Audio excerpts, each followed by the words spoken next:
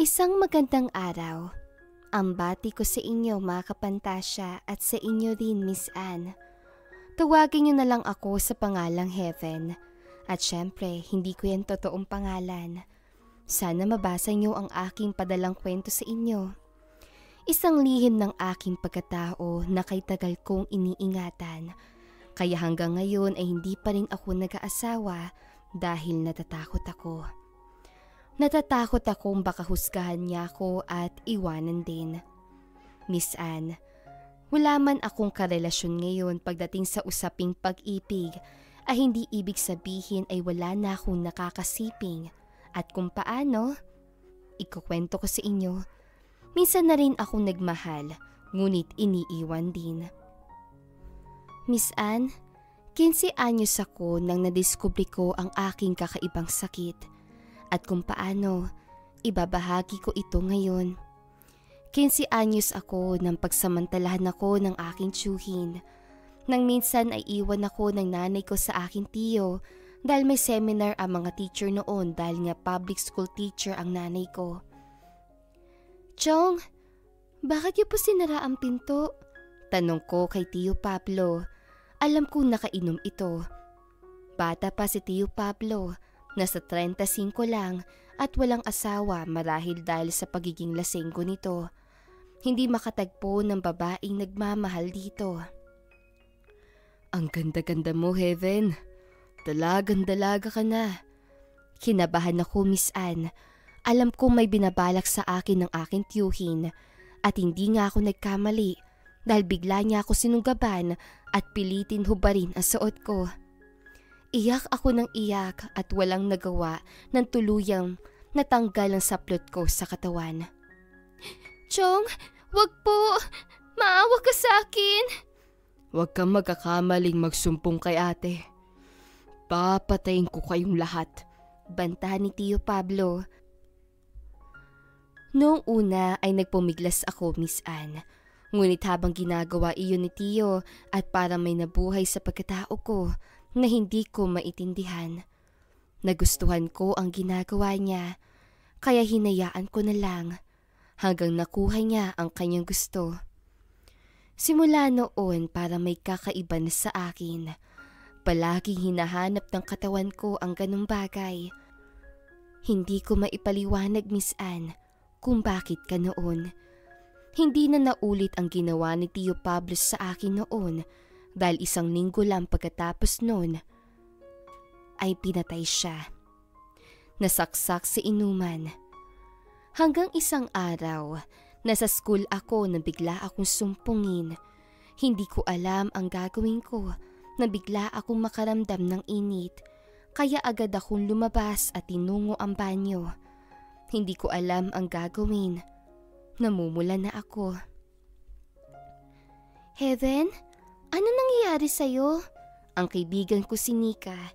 Sumunod siya sa akin. Sinusumpong ng allergy ko. Sobrang kati ng katawan ko. Sagot ko. Umuwi ka na lang kaya. Ako nang bahala magsabi kay Mang Gregorio. Sige Nika. Yon ang alam ng mga kaibigan ko, Miss Anne. Allergy kapag nakikita nila akong namumula. Ngunit hindi ko pinahalata ang totoong nararamdaman ko. Mabilis akong umalis ng school at tinahak ang daan pa uwi. Nagmamadali ako, ngunit patindi na patindi ang nararamdaman ko. Nagpababa ako sa isang eskinita, malayo pa sa bahay namin, dahil sa tindi ng nararamdaman ko ay hindi ko na napigilan pa. Maraming tambay sa lugar na iyon. Doon ako dumaan. Hi miss, bati sa akin ng isang lalaking nakatayo doon. Hinitian ko siya ng nakakaakit bago dumiretso sa paglalakad. Naramdaman ko ang pagsunod niya sa akin ng dalawang lalaking naroon. Kaya tumigil ako nang hindi ko na alam kung saan ako pupunta. Ano bang lugar to? Nagkamali yata ako na napasukan. Pagsisinungaling ko. Wala nang daan dito, kaya kailangan mo uling bumalik. Sabi noong isa na may malaking katawan. Sige, salamat, sabi ko at akmang aalis na. Oops, teka lang. Baka gusto mo munang uminom, miss. Segunda naman nung isa na mas bata. Sorry, hindi ako umiinom. Iniimbitahan ka namin sa bahay. Alok ng isa sa akin. Sige, walang gatol ko sabi. Ngumisi ang dalawang lalaki. Hapon ng araw na iyon, ngunit walang taong dumadaan sa lugar dahil dulo na iyon. At doon din daw ang bahay ng isang lalaking kausap ko. Hinawakan ako ng isa at dinala sa taas ng bahay. Hindi ako nagpumiglas. Nang makarating sa taas, ay nagbukas ng alak ang isa at sinalinan ako sa baso. Ngunit tumanggi ako. Hindi talaga kasi ako umiinom. Naiinitan ako. Ayoko nang uminom, sabi ko. Madali lang naman ang solusyon dyan, miss eh. Di magpalamig tayo. Gusto niya ba? Walang gatol kong tanong sa mga ito. Aba pre, palaban! Ang swerte natin! Nanlalaki ang matang sabi nung may matipunong pangangatawan. Hindi na ako nag-alinlangan pa. Hinubad ko ang suot kong uniform at walang itinira kahit isa. Natulala ang dalawang lalaki at halos hindi makapaniwala. Humiga ako paharap sa kanila sa papag na naroon at kinuha ang isang baso ng alak at ibinuhos yun sa tiyan ko, kayo umagos yun sa pang-ibabang bahagi ko. Grabe pare, kulay pink. Nakita kong sunod-sunod na napalunok ang dalawa at napamura pa. Hinawakan ang magkabila ang hita ko at sinibasib iyon ng isa habang ang isa naman ay pumwesto sa ulunan ko. Yon ang unang pagkakataon na may dalawang lalaking sabay na gumawa nun sa akin. Pagkatapos na nangyari, ay hindi na ako dumaan sa lugar ni iyon. Oo, Miss Anne, may sakit ako na lalaki lang ang nakakagamot. Sa ganung paraan ay maibsan ang aking nararamdaman. Naging ganon ang routine ko sa buhay kapag sinusumpong ay naghahanap ako ng lalaki. Hanggang umabot ako sa edad na 20. Isang araw, nagkasakit si mama at namatay. Labis ang pighati na nararamdaman ko. 2 na lang kami sa buhay, tapos kukunin pa sa akin. Makikiramay kami. Isang grupo ng kalalakihan ang dumating. Hindi ko sila kilala, pero madalas ko silang nakikita, nakausap si mama noon. Salamat, tipid ko sagot. Umakbay ang isa sa akin. Pinisil-pisil niya ang balikat ko. May kakaibang dulot sa akin yon, pero pinigilan ko ang sarili ko. Nakakahiya sa nakaburol kong ina, pati sa burol niya ay susumpungin ako. Dahil ulilang lubos, ay mag-isa na lang ako sa bahay. Walang makausap, wala akong nagawa nun kundi ang tumigil sa pag-aaral.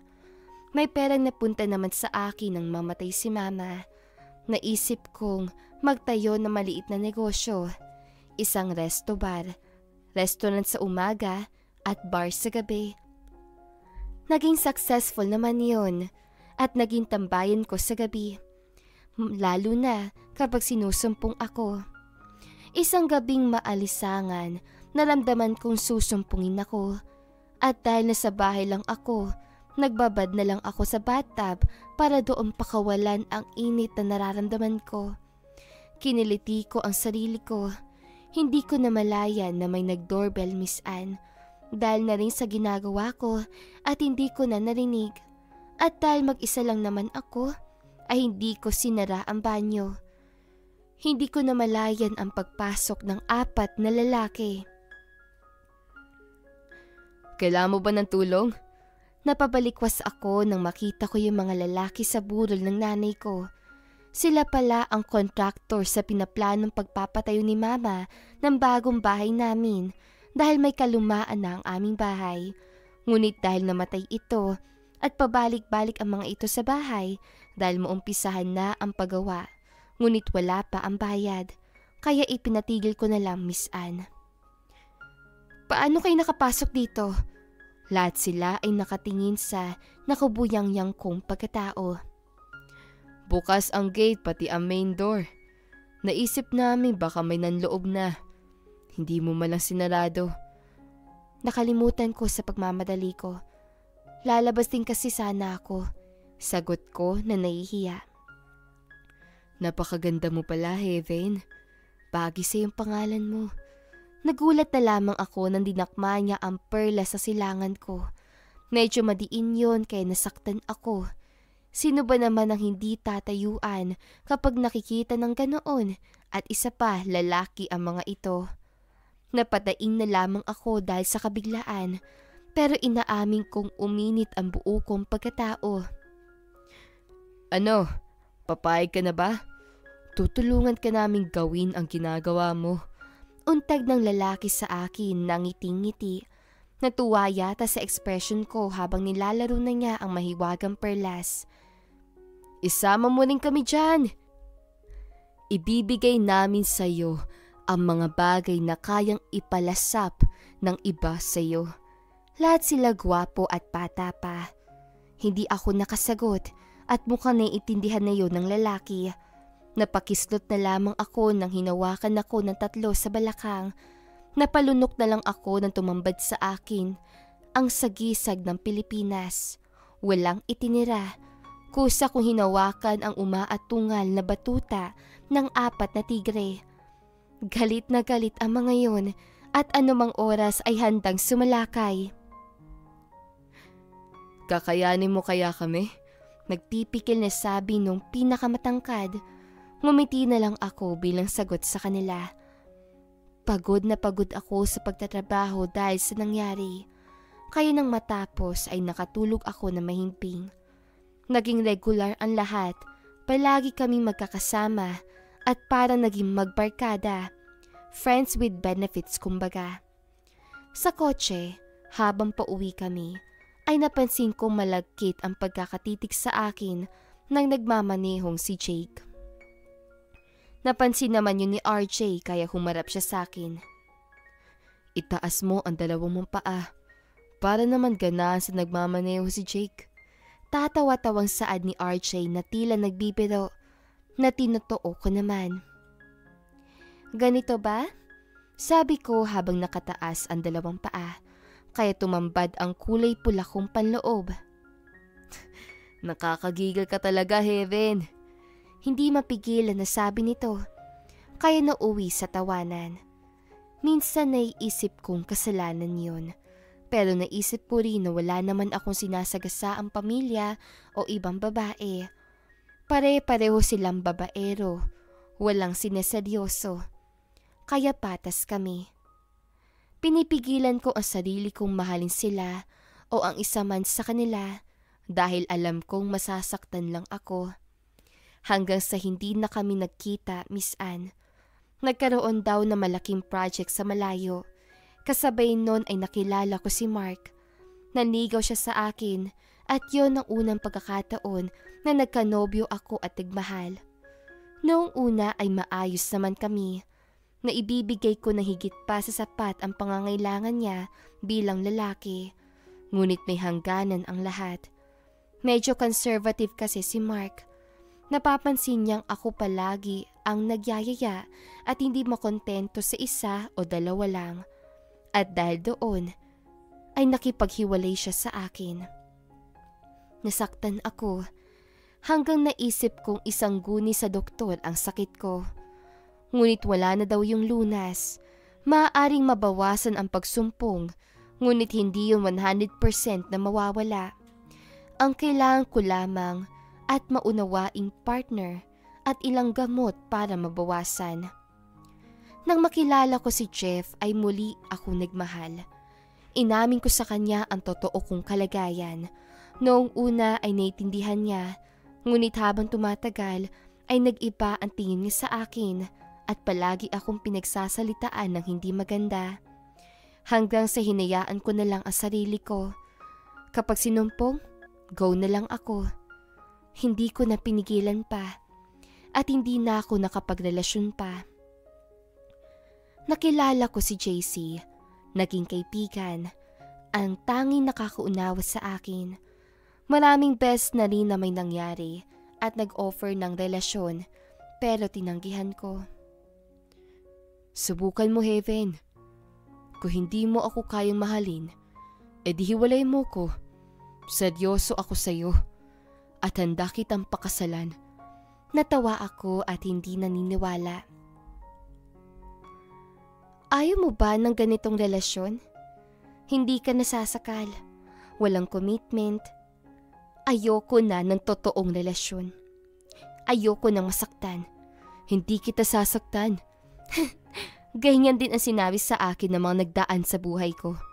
Iba sila, iba ako. Pag-uudyok sa akin ni JC.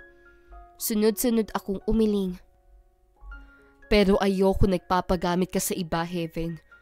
Nakatitig na sambit sa akin ni JC. Hanggat nandyan ka, sa'yo lang ako. Okay na ba yun sa'yo? Sambit ko naman sa kanya. Bumuntong hininga na lang si JC at walang magawa. Iyon na ang desisyon ko at wala na talaga akong balak sumeryoso, Miss Anne. Masakit magmahal, masakit masaktan. Para akong pinapatay, kaya mas mabuti pa na wag na lang. Kaya kong walang pag-ibig.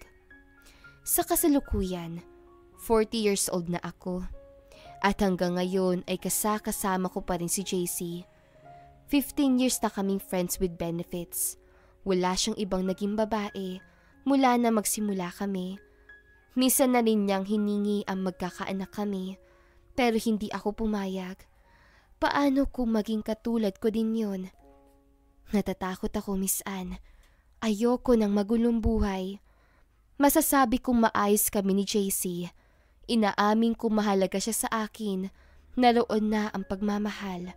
Ngunit hindi ko yung sinasabi sa kanya. Baka bigla siyang magbago.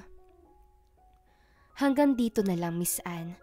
Sana ay mabasa niyo ang kwento ng buhay ko. Alam ko maraming katulad ko na may ganitong sakit, pero tulad ko at pinilit itago upang hindi husgahan ng mga tao. Magpakatatag lang tayo. Hindi natin ito ginusto. Salamat sa pagbabasa, Miss Anne. Ingat tayo palagi, mga kapantasya. Lubos sa gumagalang. Heaven.